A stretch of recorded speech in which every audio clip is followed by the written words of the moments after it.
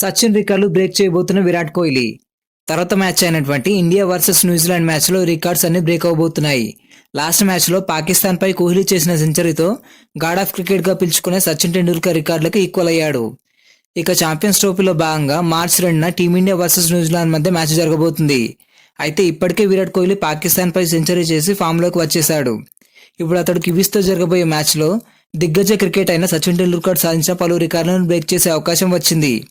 అవేంటంటే, కోహ్లీకి న్యూజిలాండ్తో జరగబోయే ఈ మ్యాచ్ 300వ వన్డే మ్యాచ్ కాబోతుంది. అంటే కోహ్లీ ఇప్పటి వరకు 299 వన్డే మ్యాచ్లు, 287 ఇన్నింగ్స్లు కంప్లీట్ చేసి 58.21 యావరేజ్తో 9.42 స్ట్రైక్ రేట్తో 14,085 పరుగులు చేశాడు. అందులో 51 సెంచరీలు, 73 హాఫ్ సెంచరీలు ఉన్నాయి. ఈ వన్డే మ్యాచ్లో సచిన్ టెండూల్కర్ చేసిన కూడా 51 సెంచరీలే. అలాగే కోహ్లీ మరో 106 పరుగులు చేస్తే వన్డేలో న్యూజిలాండ్పై అత్యధిక పరుగులు చేసిన టీమిండియా బ్యాటర్గా నిలుస్తాడు. ప్రస్తుతం సచిన్ టెండూల్కర్ కివీస్పై 1,750 పరుగులతో భారత్ తరఫున అగ్రస్థానంలో కొనసాగుతున్నాడు. న్యూజిలాండ్పై అతను 42 వన్డేల్లో 5 సెంచరీలు, 8 హాఫ్ సెంచరీలు బాదాడు. కోహ్లీ 31 వన్డేల్లో 6 సెంచరీలు, 9 హాఫ్ సెంచరీలతో 1,645 రన్స్ సాధించాడు. కాబట్టి మరో 106 పరుగులు విరాట్ చేస్తే సచిన్ రికార్డ్ బ్రేక్ అవుతుంది.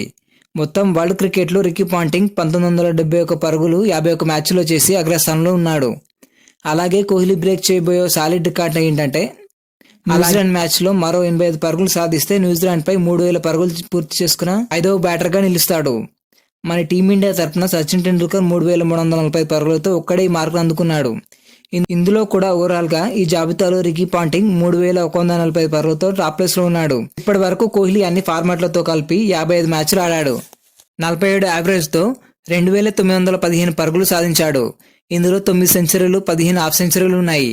మరి రాబోయే మ్యాచ్లో కోహ్లీ ఒక సెంచరీ చేసి రికార్డులని బ్రేక్ చేస్తాడా లేదా కమెంట్ చేయండి. అలాగే ఛాంపియన్స్ ట్రోఫీ 2025 గ్రూప్ ఏ నుంచి న్యూజిలాండ్ అలాగే టీమిండియాలో చెరో 2 మ్యాచ్లు గెలిచి ఈక్వల్గా ఉన్నారు. ఈ మ్యాచ్లో ఎవరైతే విజయం సాధిస్తారో వాళ్ళు గ్రూప్ ఏలో టాప్ ప్లేస్లో ఉంటారు. టోటల్గా ఈ సిరీస్లో ఏ టీం 2025 ఛాంపియన్స్ ట్రోఫీ విన్నర్గా నిలుస్తుందో కామెంట్ చేయండి. వీడియో నచ్చితే మీ ఫ్రెండ్కి షేర్ చేయండి.